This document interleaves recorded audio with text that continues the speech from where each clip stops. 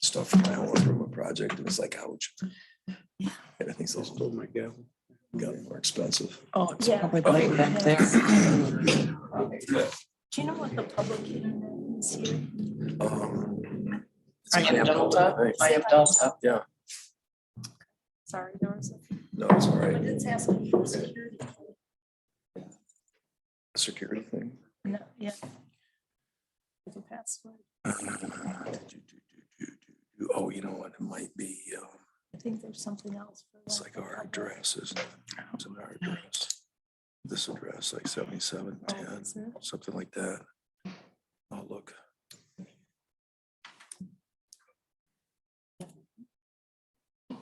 I can't get it. Let's take a look. Yeah, see, I'm on. I have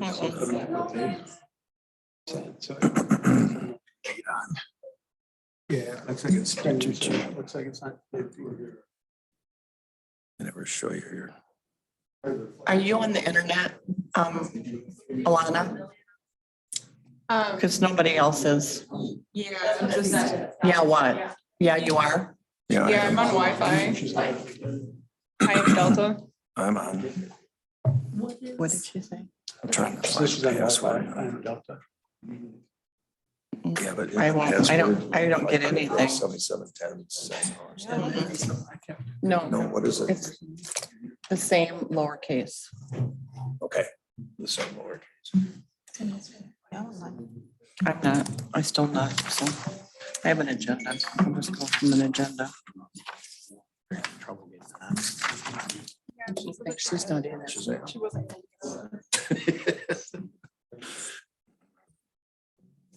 It's like, what's your I'm password? automatic. Password. Connected to Delta Township equipment, and I'm not having any issues. It seems Right, that's a yeah. real, it seems like that's a weak password. Maybe not. Talk to Dave about, Yeah. Were you able to connect to Andrea? yeah. Okay. Oh, I'm not in yet. We'll see if this one works. Mm-mm. I'll just use my agenda. I can't get on. Good evening, everybody. We'll call this meeting of the Delta Township Board to order. Will board members and guests please rise for the Pledge of Allegiance? I pledge allegiance to the flag of the United States of America and to the republic for which it stands, one nation, under God, indivisible, with liberty and justice for all. Madam Clerk, please call the roll. Trustee Mohica. Here. Trustee Cascarella. Present. Trustee Brewer. Trustee Bowen. Treasurer Fedewa. Here. Clerk Clark is present. Supervisor Fletcher. Here. You have quorum. Thank you. A motion to excuse trustees Brewer and Bowen. So moved. Support. It's been moved and supported. All those in favor, please say aye. All those opposed say nay. Motion carries. We have the agenda before us. Any additions or deletions? Not a motion to approve. I move to approve the agenda as presented. Is there support? There is support. All those in favor of approving the agenda as presented, please say aye. Aye. All those opposed say nay. Motion carries. Public comment. Anybody here this evening for public comment? Come on up.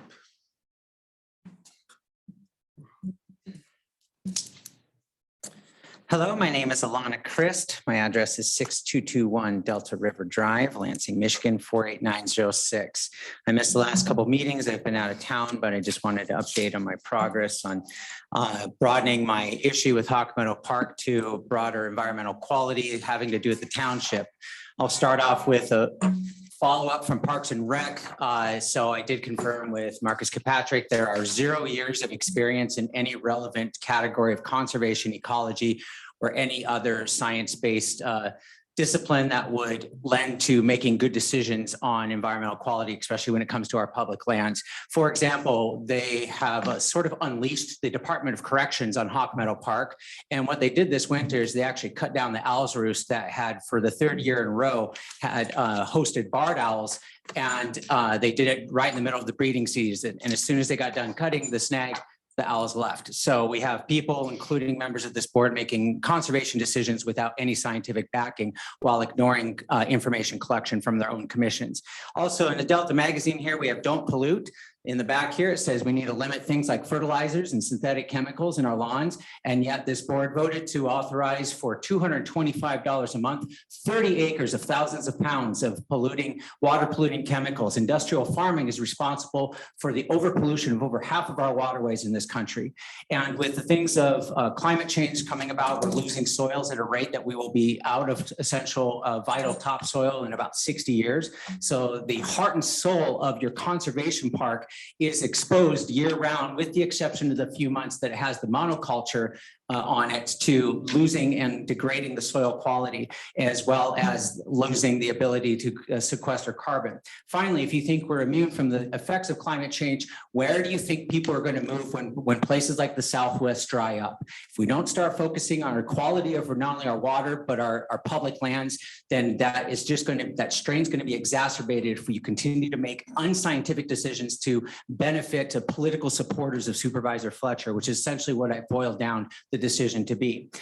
So finally, I've also met with somebody from the higher up at Nature Conservancy. That's a national organization, and they have state chapters on environmental quality. They deal with a lot of land trust issues. They do say I have a case, but of course, suing the township is going to be arduous and not really the route I want to go. I still have a glimmer of hope that I can work with this board, at least to the next election cycle. So I'll be launching a community advocacy group called Delta EPIC, standing for Environmental Policy and Inclusive Communities, because Parks and Rec is not just about ball fields and paved ways. It's about the people who don't play sports. And in fact, the daily people who enjoy our public lands are the people who don't play sports. Though I do support sports and cultural activities, we need to be more inclusive in how we offer up our public parks, as well as attractive assets to our communities for when people want to move here. So you want to tout things like GM jobs? Well, where are they going to live? If they're going to live here, what do we got to offer them? I don't think walking around a polluted cornfield is a very nice offering to any new residents that come around here. Your 3 minutes already. Great. Well, then I'll conclude by saying thank you for your time, and I look forward to listening to the meeting. Thank you. Anybody else in the audience would like to speak this evening during public? Was there a comment? timer on? What? Okay, great. Thank you. It's fine. Yep. Okay, seeing no other people coming forward, we'll continue down with our agenda now to the consent agenda. It's the pleasure of the board this evening on consent agenda items. I move to approve the consent agenda as presented. Is there support? There is support. Madam Clerk, will you please call the roll on approving the items on the consent agenda this evening? Trustee Mohica, Yes.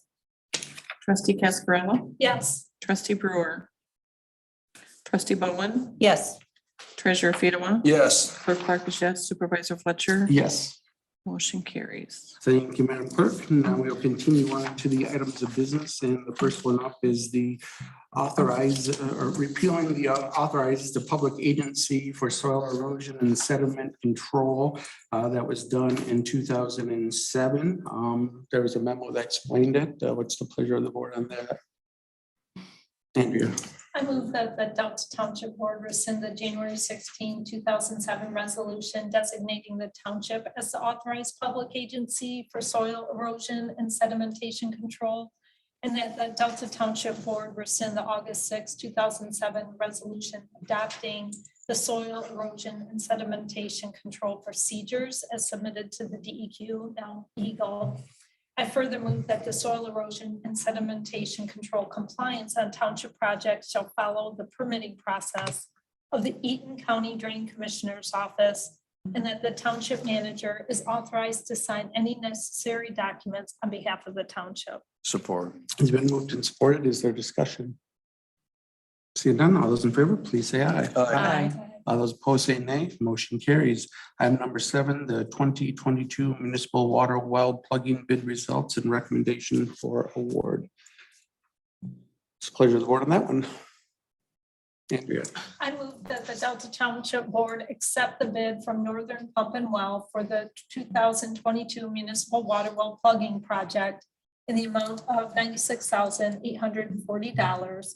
I further move that the township manager be authorized and directed to execute the necessary documents related to the aforementioned project. Is there Support. support? There is support. Is there discussion? See none, all those in favor, please say aye. Aye. All those opposed say nay. Motion carries. Managers report. Brian. Thank you, Mr. Supervisor and board members. Not a lot tonight, just to let you know that Delta Now hit mailboxes in addition to the Delta magazine. And that's pretty much all I have for tonight, but happy to answer any questions Any of the board. questions for Brian? Okay, great. Thanks, Brian. And can we continue down to the committee of the whole items? First up is the Mount Hope Park, North Ball Fields and Pathway preliminary bids.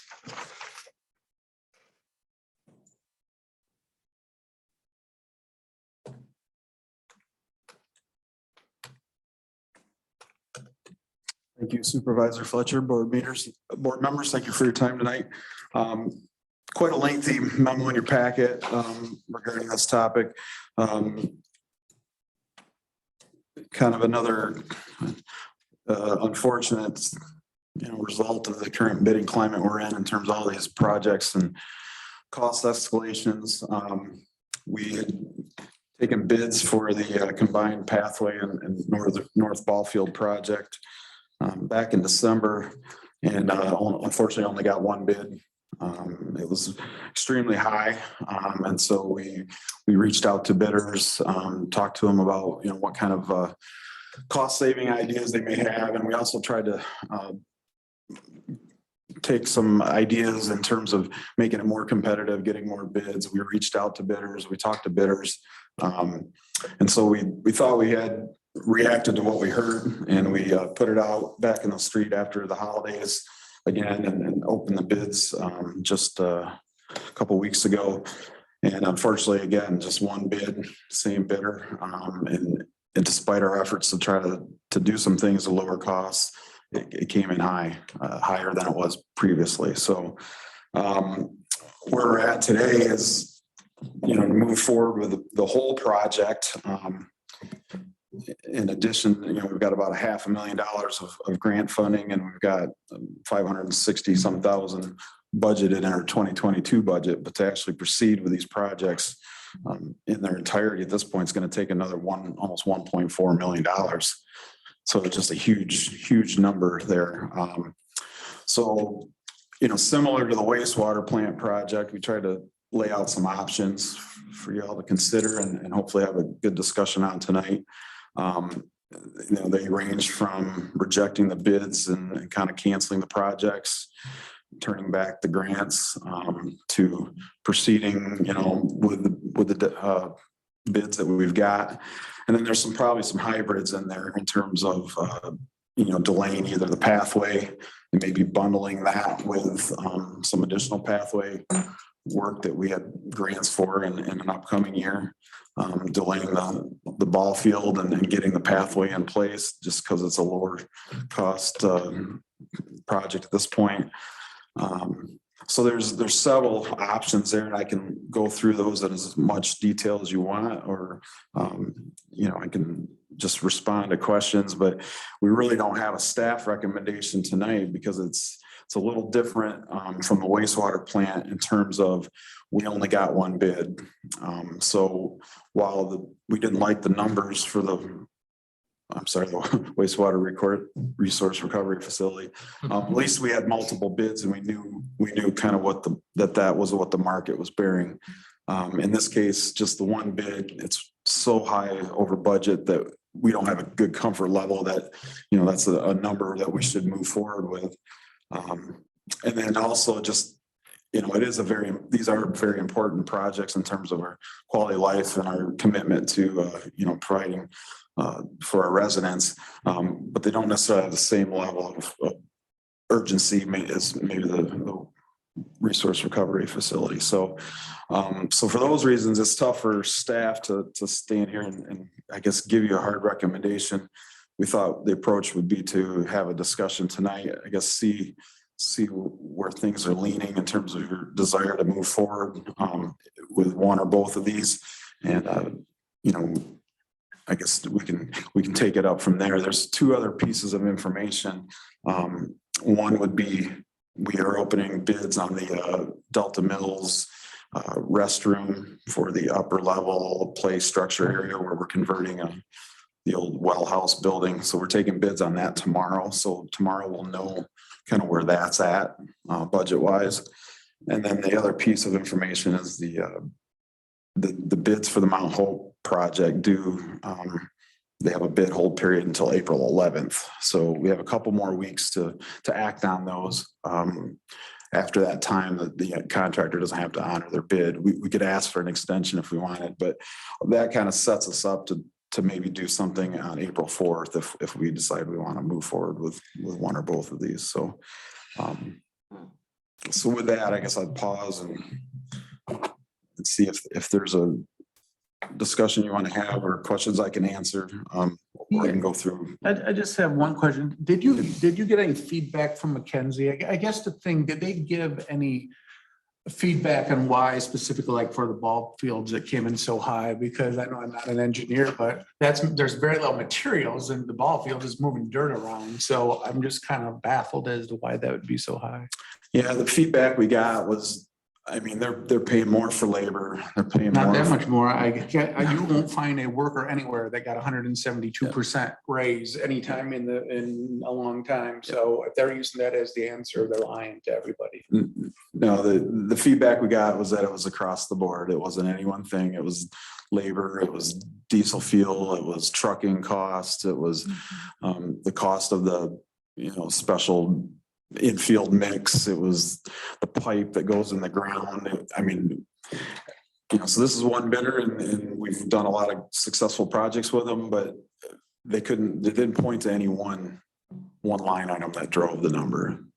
Yeah, you got a question? I do, for Ernie or Marcus or whomever in the audience is. I'm sorry, I should have pointed out Woody Isaac's here here. from Veritas. Yeah. So what's the history of rejecting bids and then being able to go back to the trust fund 5 years from now, 3 years from now for the same project?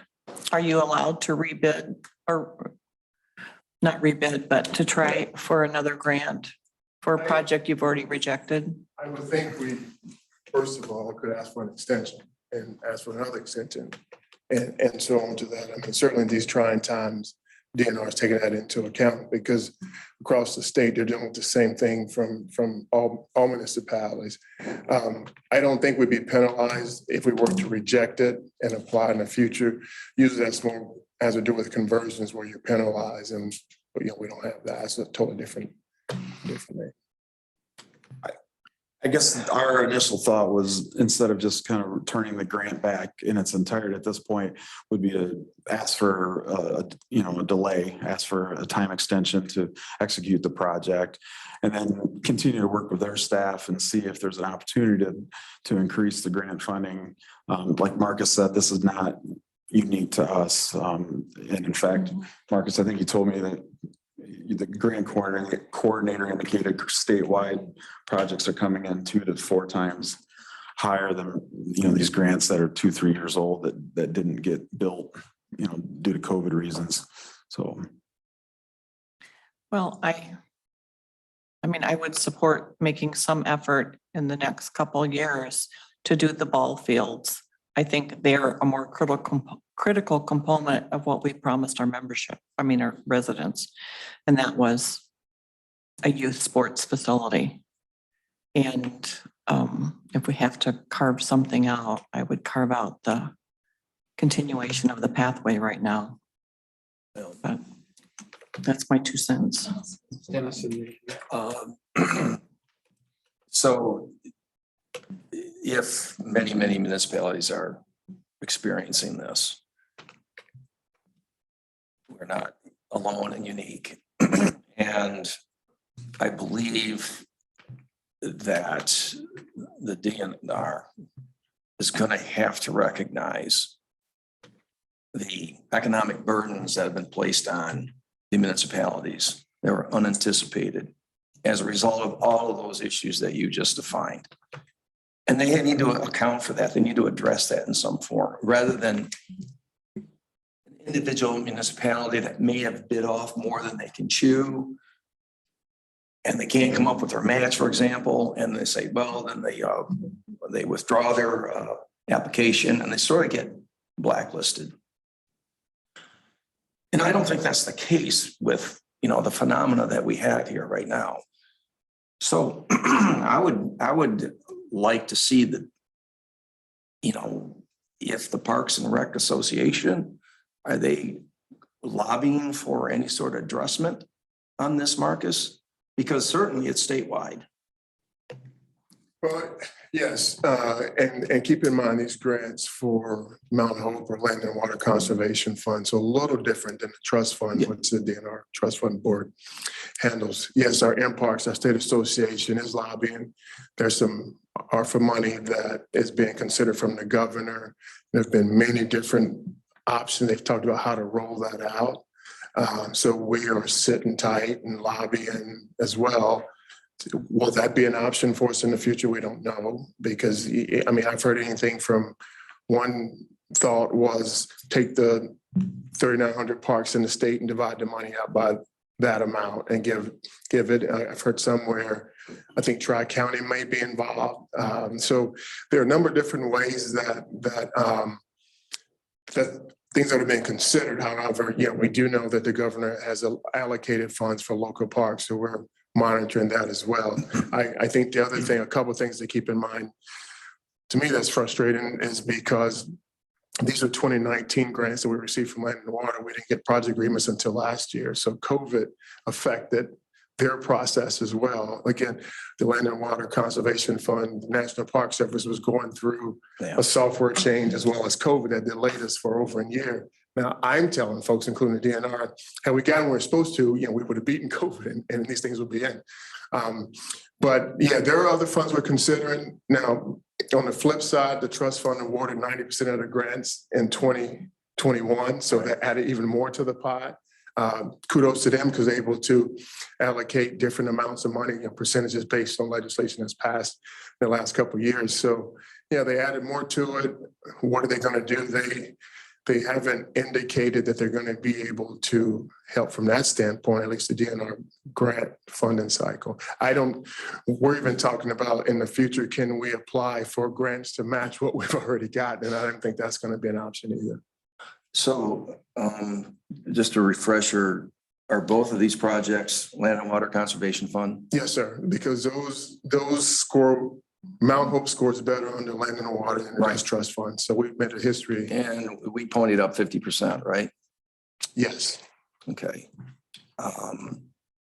So the April 11th deadline what does that exactly mean? If we don't meet that, do we have to tell them yes or no, we're moving forward, or we have to? The contractor has to honor their bid price until April 11th. That's what that is. Yep. Okay. Yep. So if we want to proceed with either one of those or both, then we should award prior to that date. Okay. And if we let it lapse and go out for another bid, it could come in higher, it could be the same. But the trend it is.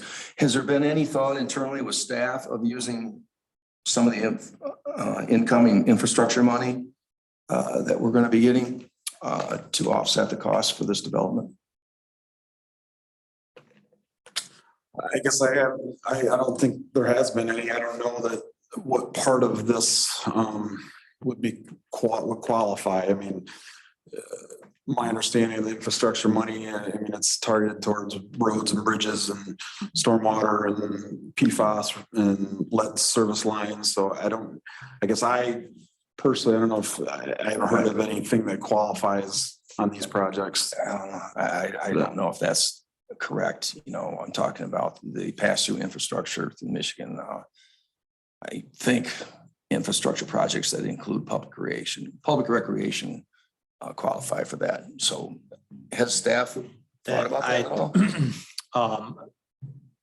I think, are you thinking about the ARP funds, the previous funds that came through? No, No, I'm talking about, the the infrastructure IIJI that's or gonna be whatever. forthcoming. Yeah, I'm not aware of any recreation component of that, but I could be wrong. Well, I would suggest maybe we look at that as if it's a potential option. But I'm very reluctant to, at this juncture, just give up and say, well, we're going to return the grant money.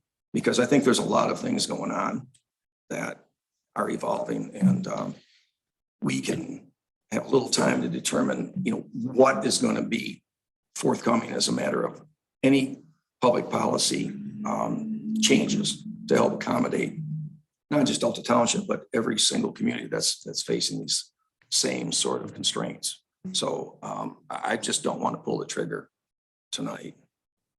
Yeah, I think like Ernie said, I don't think any of staff wants to actually return the grant, but work with the DNR for extensions for potential future bids, or I think what you're indicating. I don't think this would be the time to return any grants, and it's a substantial amount, $500,000 between the two projects.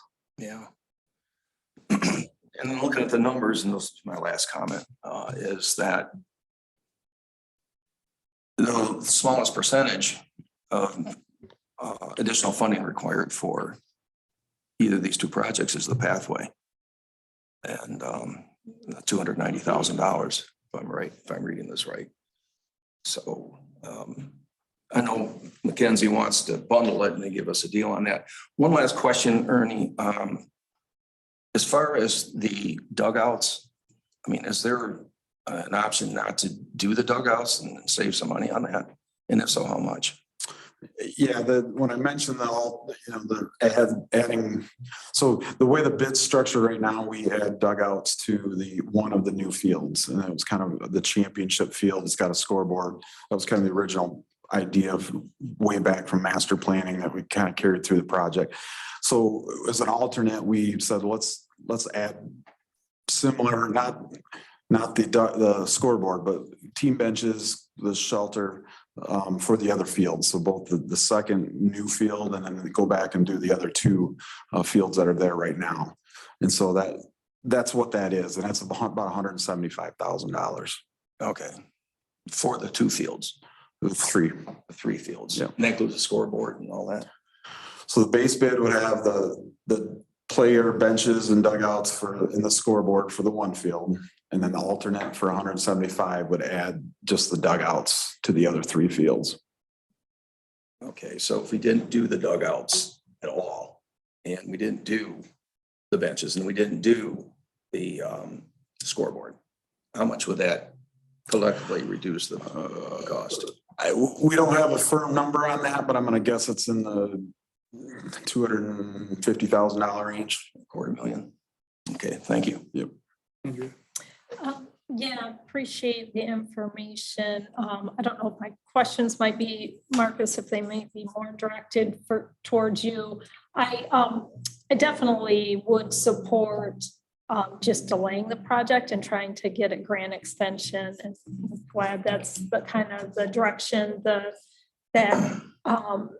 staff would like to go. Just curious on a couple things. One, with the ballparks, did we have any planned events or, kind of future, I don't know, this season, next season, that we're looking to have those completed? And does it impact any, discussions about future events, whether or not those projects are completed? I would say from the ball field perspective, I'll answer that in a couple of ways. One, for our programs with the two fields we have programmed those based on daylight, 4 nights a week, and usually starting around 6 and going about 8:30. So certainly having more fields would allow us better programming time for those young folks. From a community standpoint, we have been inundated with community teams from Great Ledge and Waverly looking for places to practice. And so on, and we work with those groups to not only provide opportunities for kids to grow out of our programs to play, but also to give them good practice locations. And then finally, I would say that from an economic development standpoint, those tournaments that we attract, having 4 fields there together certainly makes it more appealing to folks from out of the area choosing our location. And I can, just give you an example. We've used the 2 fields there, as well as Erickson Park and the Fort Sharp for a softball tournament last year, and that's doubled since last year. So first weekend in September, we're looking at this point, 80 teams coming to Delta Township to play. So having 4 fields in one location like Sharp, but even better fields at Mount Hope certainly makes it more appealing. And we would be able to attract more, but as far as plan, we have not planned that far because we just don't know. And we're working on other avenues as well, because the 2 fields that we have, one of the biggest knocks on those 2 groups, including our home program, is not having dugouts. You're talking about on the small scale, kids who are batting, coming out and running around, and parents trying to hold them in place as opposed to having a dugout. So we're working on some additional grant funds, just really trying to find ways to get the dugouts for those in addition to preparing for this project. Okay. And then again, not sure who might be best to answer the question, but do we have a hard deadline on the grants for these projects with the state? Like, is there a deadline of when we'd have to have a contract in place? Typically, when the board approves the project agreements, and I think we did that in the fall, you have 2 years from that point to get the project completed. And certainly asking for an extension, normally it's not a problem. And certainly now I don't think it's a problem either. Okay, great. I do know, there's work expected to be completed this week in the legislature on an infrastructure. I don't know if this helps or hurts, quite frankly, but on an infrastructure package that includes funding for local parks. And so that may help. It may just drive up costs because more demand for those same contractors. And we've heard that. We had a state parks conference a couple of weeks ago, and the governor was honored, and we got a video, response from her, and anything we can do to get them to get it going. Because, like I said, it's been probably close to a year now that we've been trying to make our voices heard and what would help us. But across the state, we're dealing with this, and everyone's looking forward to those funds to try to get these projects done. And again, if I understood you correctly, we've got another year from this fall. Right, So those right. You basically get 2 expire. years to complete the project. Okay, so Yeah. until we would have to request an extension, we've got Right, quite a right. window yet. Well, and depending on when we start, we probably would request an extension, knowing. Wait till the That- last right, minute. right. Understood. Thank you. Sure. Other questions, Beth? So would it be an option? I see the 5 options here that you're giving us this evening, but I also see we have $300,000 in grant funding for the ball fields, 212.5 for the pathway, and then we have the matching funds budgeted in 2022. Can we take those amounts that we know we have in the grant and budgeted and say, what can you do for this amount? Instead of saying, we want to do this, and it's going to exceed our budget, can we say, well, this is our budget, what can we have for that? It's always a possibility, is to try to kind of re-engineer to the budget. I guess the approach we've taken, especially with the ball fields, is there's a quality there that we want to, we built those fields a certain way to drain, so that we can keep, and get 2 inches of rain. We're not swamped for 3 weeks or 4 weeks waiting for things to dry out. So I would suspect that to get down to that kind of number, assuming we're at a legitimate starting point, to back down that far, you're going to have to sacrifice quality, and that's all something we can do. It's just be kind of a different direction that we're going to make sure we want to go that route. Well, what if we went with just 1 field instead of 2 and did a second one later? Is that permissible under the grant? We can certainly request a change in scope items in terms of numbers, like 1 ball field or half the pathway or something of that nature. So, that is possible to go through the process of adjusting the scope numbers, because we have 2 fields. You could ask for 1. Yeah. So. Okay, so then that would, we'd be making good on our promise to our residents. Just, it's going to take a little longer if we could make incremental progress. Thank you. Just if we rebid the project in the future, What, how far down are you looking? Is it, because I know the last one was a couple months, 3 months.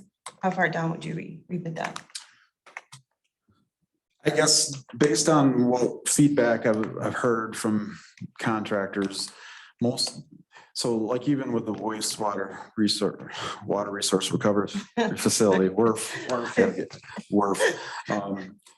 we only got one earthwork contractor to bid on that large project, and everything I've heard is earthwork contractors are booked for the entire rest of this year.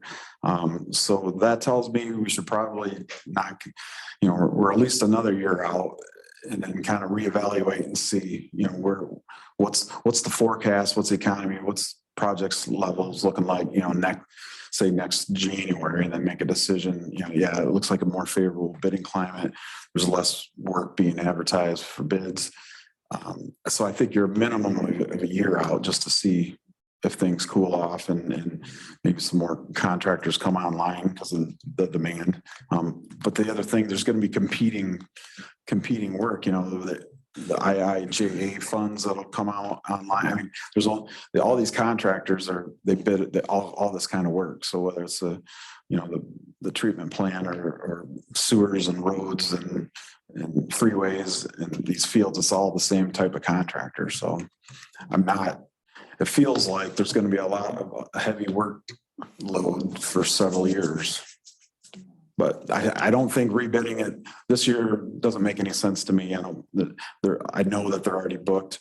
I think you're a year out at a minimum and you reevaluate. Mary? Just because of the proximity of the fields, if you build only one now, does it take the second one out of use when you add the fourth one? Because I don't know how you build them as close as they are together and have. Yeah, it definitely complicates the construction of the last field, because now it's a lot of heavy earthwork and moving, and the way we got it now is we will have a kind of a temporary construction fence and you grade and take care of the whole thing. So yeah, it probably complicates that last field. So are you looking for what we want to do next? Are you looking for direction tonight? I think what we really need, if there was a desire to move forward with one or the other or both, it would be good to know because we'd want to be prepping that for April 4th.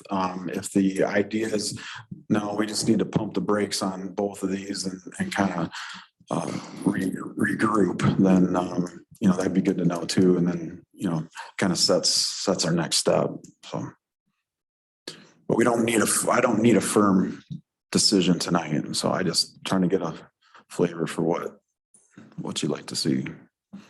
I'm gonna kick the can down the road. Yeah, I think I'm inclined to say that, with these costs coming in so high, it's just hard to justify going forward at this time, especially when you have one bid. And to be honest with you, I think the bid is kind of ridiculous, not just because it's high, but I really do think that they're really taking advantage of the situation, to be honest. So I really won't be inclined to want to do this. So I think we kick the can down the road and wait. And, like you said, I don't think going out to bid again this year makes any sense, wait and see and stuff. I would say that I'm not inclined, though, to be supportive of eliminating dugouts and things like that. I know my son plays travel baseball, and we have never played at any fields that has no dugouts or anything like that. I can't imagine too many groups would even book their tournaments or whatever at our fields if we don't have the basic amenities that everybody else has. So I would be inclined to build them right when we build them and just take a pause for the time being and then come back, I guess, once we're getting closer to the time for the grant to make a decision whether or not we ask for an extension or if we pull the trigger and go forward then. But right now it doesn't make sense. Anybody disagree with that? Well, I think that there might be additional revenue down the road too. Yes, So- if we do find it, Right. definitely, if we find additional. So that's another incentive to hold off.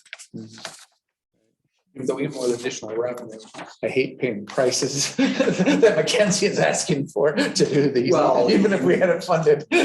Right, but we would rebid it anyway. Right. So I think Yeah. that's your direction. Thank you for the good discussion tonight. Appreciate it. Yep, thanks, Thank guys. you. Appreciate it. Now is the clerk's office annual report.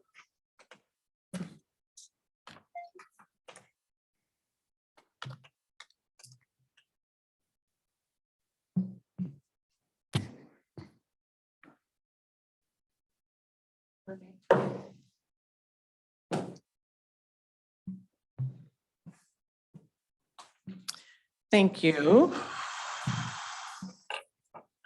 I will say we've had an eventful year and it's starting all over again. You could go to the next slide. We have Tracy, who has 44 years with the township and over 20 in the clerk's office. So, and she is retiring in December of 23. So it will be, it'll be big shoes to fill for someone. Kathleen's coming up on 2 years and our new staffer, Yadira Carter, is just been a real blessing to have in the office. She's fits in really well. We have a great team going. She's bilingual and has been used in a couple different circumstances outside of we use it a lot with passports now. It's been, you don't realize how much you needed it until you have it and how much you use her language skills. So next slide. These are the statutory duties. They don't change. They're the same ones that you've seen every year. We have all of the records. The clerk's office is paper. You can put everything you want on the cloud, but the reality is the clerk's office still has paper and is required to have paper. And we have file cabinets full and a vault full, and I don't see it changing in the future about how much paper we're going to use. You might have heard, and I just did another interview with media about the paper shortage and the impact on this year for the gubernatorial election. We have been in the queue for our ballot envelopes for our AVs, which are significant numbers now. We've been in the queue since the second week of January. As soon as the printer notified us that they were going to be facing paper shortages, we placed our order 24 hours later and we still have nothing. So we are having our fingers crossed. I did talk to the county and our printer for ballot stock. They did order, our provider for ballots did order ahead and is covered for this calendar year, which is a minor relief to say the least. We also we were notified from our other local printer that does a lot of the other things that we mail related to elections and the clerk's office in general, that they were facing a severe paper shortage and were going to be limited to the amount of paper they could order and could order set amount twice a month. So we quick did the math, figured our needs for the year and ordered 72,000 envelopes, which we took delivery on.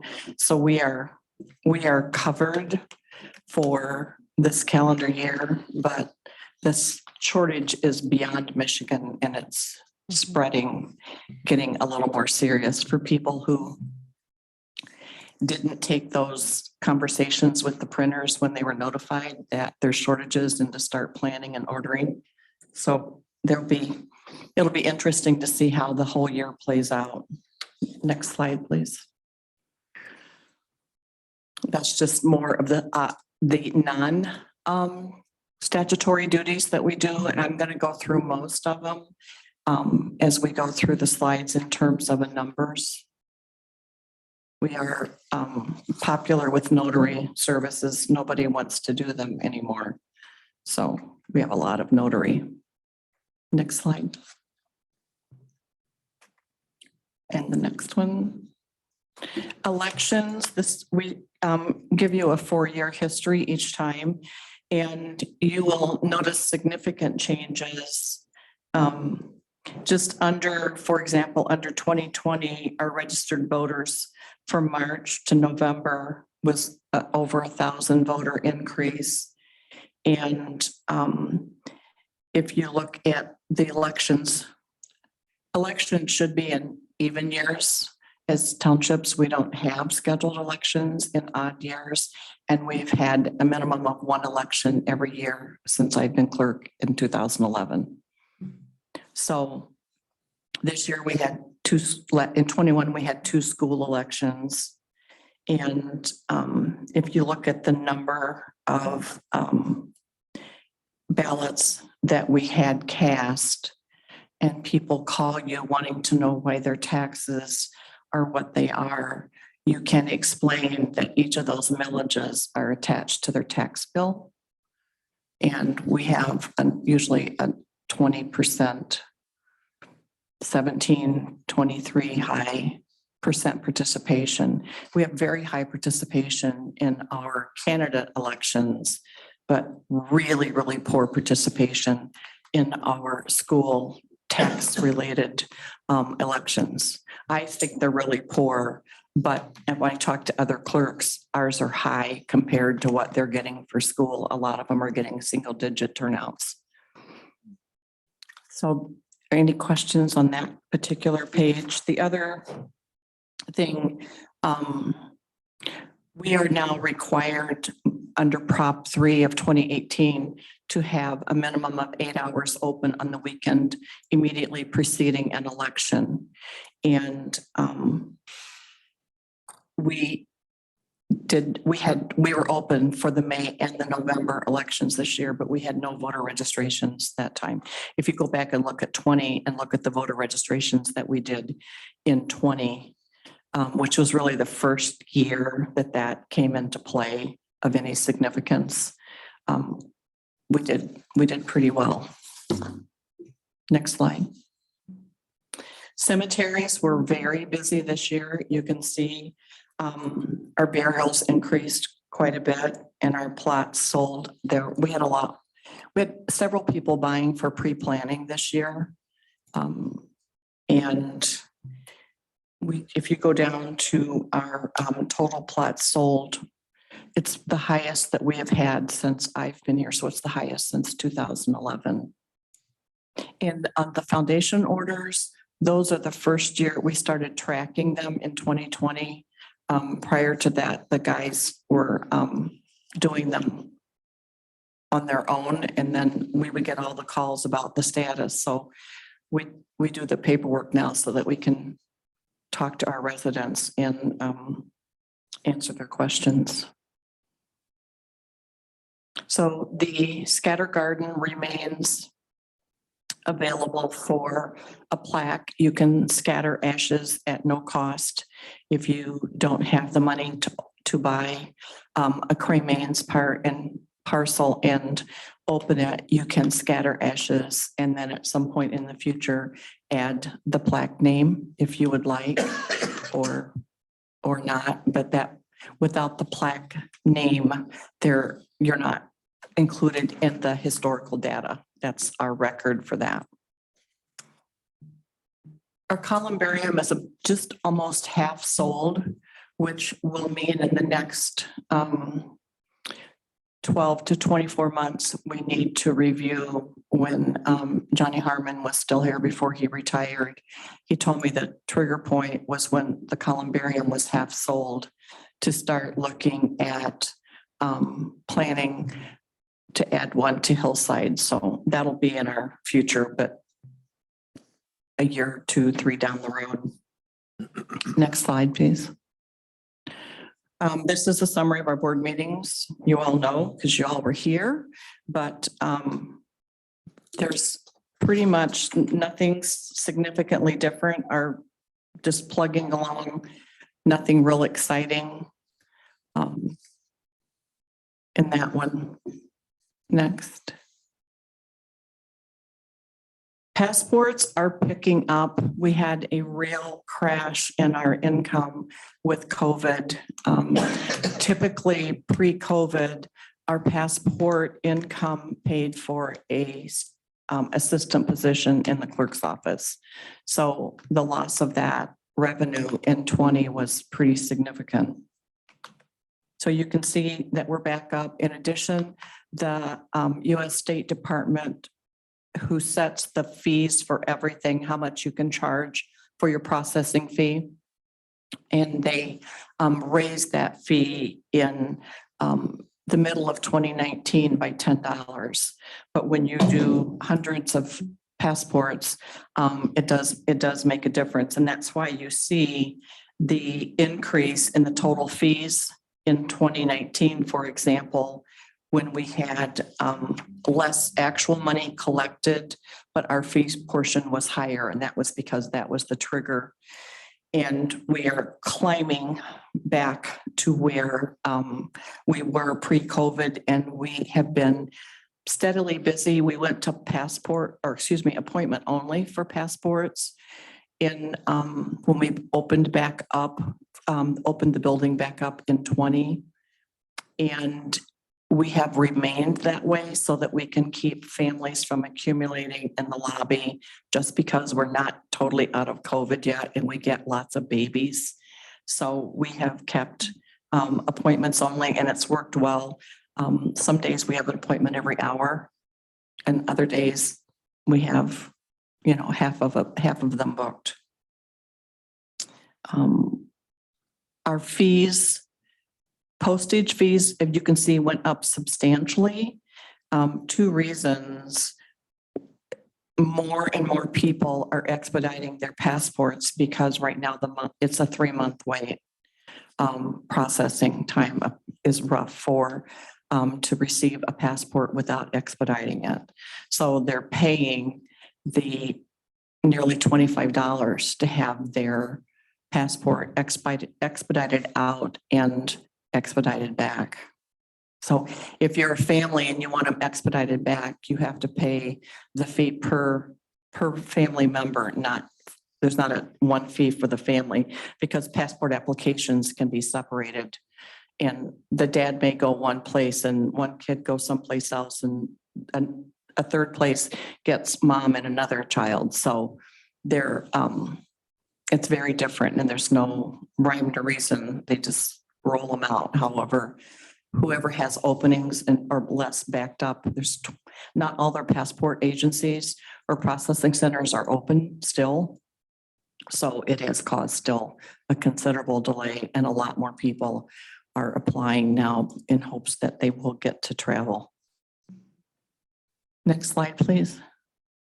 Licenses, the only thing we had last year at all was the steak vendor at the mall applied for a vendor, and St. Gerard did not do their festival last year, so there was no amusement fee collected, and we had no going out of business that actually legally went out of business. So we look for those numbers to increase this year because we've already have St. Gerard's application. Next slide, please. E-Tran, again, digging out of a hole of, they did COVID deliveries of food and to people, and they did medical onlys for most of the early parts of COVID.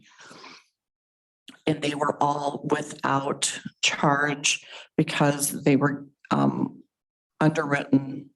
The feds still put the money through to keep those public transportation agencies going. Last one is the Historical Society. We had this conversation last year. If you could roll up. It is basically in concrete right now, in the sense that no one is acting. Rita Lamar is still the head. She's holding everything. The fort down, wanting someone to take it over. So the township used to be very active in the Historical Society. The former clerk was very much ingrained in that. And we're probably not going to report anything on the Historical Society after this year, but I wanted to let you know it exists in paper still, and it's floundering, looking for someone to lead the charge. And the last slide just shows you again the pictures of our heart equipment. We were last week on Thursday, we hosted someone from National Council of State Legislators, House Fiscal, Senate Fiscal, and a Republican policy staff from the House and a couple of reps, staffers, to learn more about how election security works. We took them through, showed them, talked them through the testing, the sealing of the machines, and how election day really works.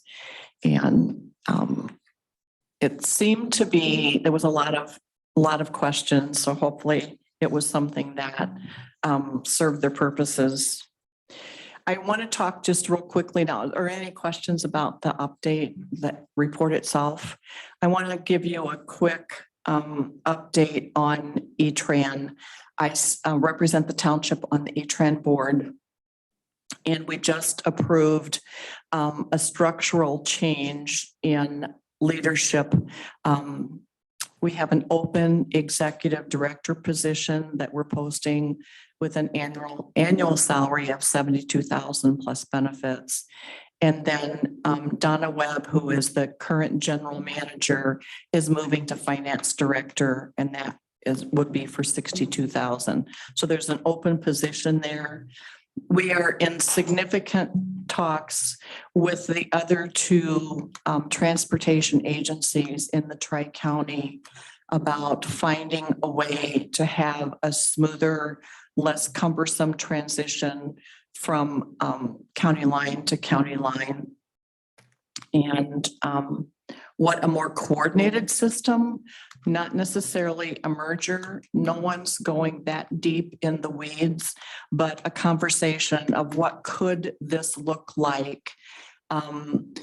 They have a grant, and we have hired a mobility coordinator, which I am still unclear exactly what their role is. They're supposed to be helping facilitate how rides could work smoother, but to my knowledge, that position still has not been filled. What we have decided is that 2 representatives from each county board of commissioners would, or the county board of commissioners would pick 2 representatives, and those 6 people would sit down without staff at the table to talk about what they see from a county perspective, more to 30,000 feet level. What would you like to see happening? What are the challenges that you believe you have within your community, as a starting point to really get more serious about possibly rebranding? It's still unknown whether each would keep their own identity and have a more fluid working arrangement, or whether we would actually have a new identity. CATA has an odd fee structure in the sense that it's I believe it's a 0.65 millage that everybody in the county pays, and then different communities then levy additional, like the city, I think, levies almost 3 mills for their service, which is quite extensive in the city. And then Williamson pays something different. So after that base thing, it's kind of scrambled eggs. So looking at how any of this funding could work is going to be an interesting and challenging process. Mary, I have a question. Mhm. The 6 representatives, is anybody going to facilitate that meeting? You said no staff are going to be there. It's just, No, they're Just a gonna round just table? sit down and have a round table and start talking about from a service delivery perspective, Sure. what they want the town, what the whole Tri-County area to look like in terms of public transportation. Obviously, different areas have different needs. Grand Ledge would like CATA to go all the way to Grand Ledge. right. Bellevue doesn't need it. E-Tran wants a method to get their people to Charlotte, to the doctors, because there's more doctors in Charlotte than there are. We have a connector run that runs from Charlotte just into Delta it was starting to go well, getting its legs under it pre-COVID, and it's not quite back full force yet. Because there's so many people working from home, it's really hard to figure out what the needs are going to be in the next 12 months. So the intent, Dennis, is to start a non-threatening conversation. No one has to worry about what might happen to their job. Everybody needs drivers. Everybody needs schedulers. CATA is without a contract and has been for quite some time. They have no driver contract. So it's just kind of like, how might this really work? All right. And how feasible might it really be? Andrea? Yeah, appreciate the report and especially the update about E-Tran. Obviously, a lot more to come from those conversations and look forward to hearing. I think there are some real challenges and that it's important. I think that's a very important first step is getting these folks to kind of talk and figure out how we can all work together to support, the provision of public transit to those that really rely on it in our communities. So thank you. I do want to let all my colleagues on the board know I have to depart a little early for a meeting, so my apologies, but I will be stepping out. Thank you. Thank you. The intent is to bring staff to the table with the county representatives, the 6 representatives. Right now, the staff of the 3 agencies, the leadership, whatever their title is, general manager, executive director, the 3 agencies staffs have been meeting, started meeting strongly just before COVID and have continued to meet this. They're just not meeting in person. And we all know the difference and you can have a discussion when you're actually in person versus on Zoom. So they're hoping to get back to meeting in person. And they too are looking at how they can come together. Any other questions? That's it. Thanks, Mary. That's a great report. We appreciate that. Any final public comment this evening? Come on up. Okay, Alana Chris, 6221 Delta River Drive, Lansing, Michigan, 48906. Okay, so Delta Epic, my community advocacy group, environmental policy and inclusive communities. We'll look at some things. One, I'm still waiting for, and I will, once I get, keep in mind, I work multiple jobs and working on my dissertation. So these things don't move that fast in the sense that this is an extra project I'm taking on, but I will be emailing the board once I have it formalized before I launch it to have a kind of a transparency. That way any information I put out there to the community can be correct. But one of those things is that there's no stated community benefit to the decision of Hawk Meadow Park. So I'm still kind of awaiting that.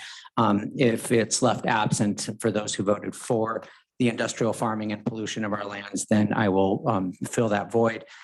2, one of the justifications for not only accepting the loan bid, which was not a publicly solicited bid, it was an insider track bid for Hawk Meadow Park, was that the Delta Way is to not reject bids once bids are put out there. But through the meetings I've attended, rejecting bids that aren't sufficient seems to be the norm. So I'm wondering where that contradiction of policy happens, because clearly not only were there too few bids, but there was too low of a bid in the structurally only qualified bid, because my bid was ignored. And then finally, in regards to public information, and especially when dealing with things like toxic pesticides and chemicals, I would like the Parks and Rec to not only notify the public when those fields are being sprayed, but also to have warning signs for the families and people, especially with dogs.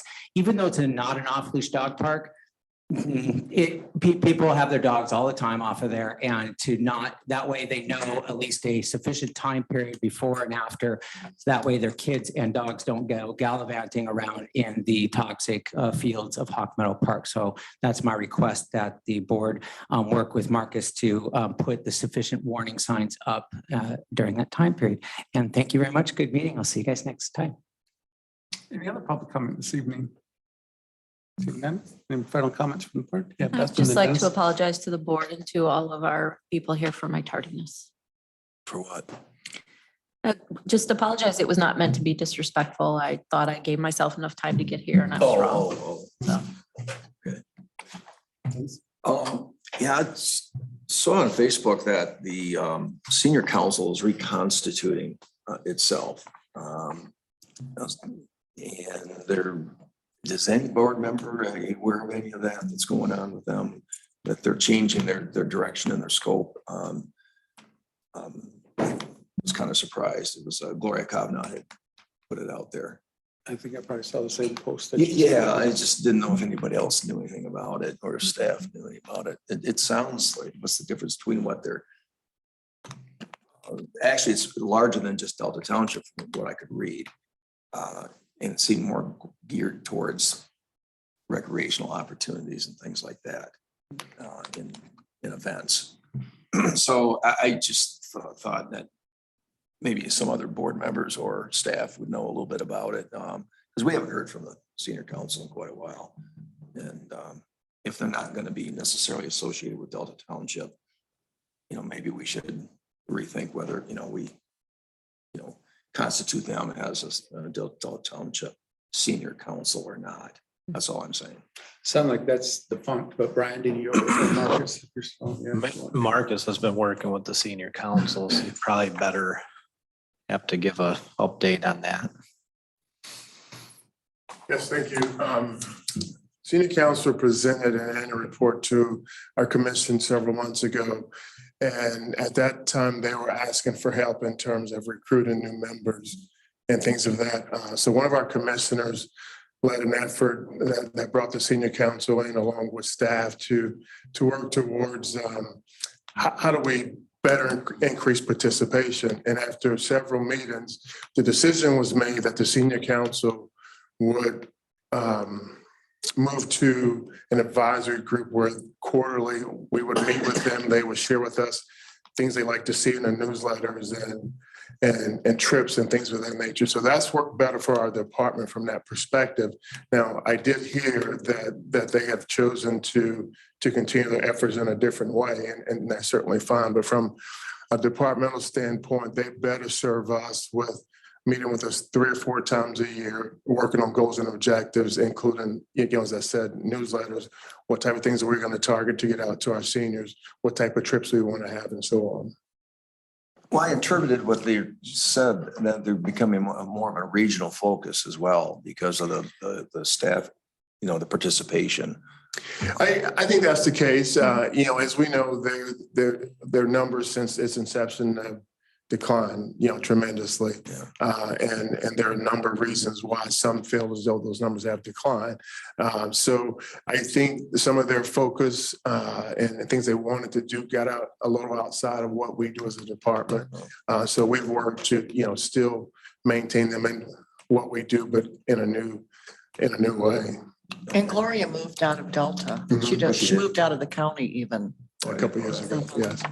So I think that probably also Okay. weaves into it. I think that's part of her focus to want to be more broader. She's not Mhm. here. Right. Was there a decline before COVID or just coinciding with Yeah, there COVID? was a decline before COVID. Okay. Yeah. Because I would imagine, most of our seniors, they've been kind of And we trapped. looked at that as well. I mean, we explored the many different reasons, and quite honestly, some of those reasons were some internal diligence as to why the numbers declined. But like I said, we're excited about the transition because we still have their involvement, but in a different way, more of an advisory. All right. Thank you. Sure. Any other questions? Okay, say no further business before us. We are adjourned. You said something, Martha.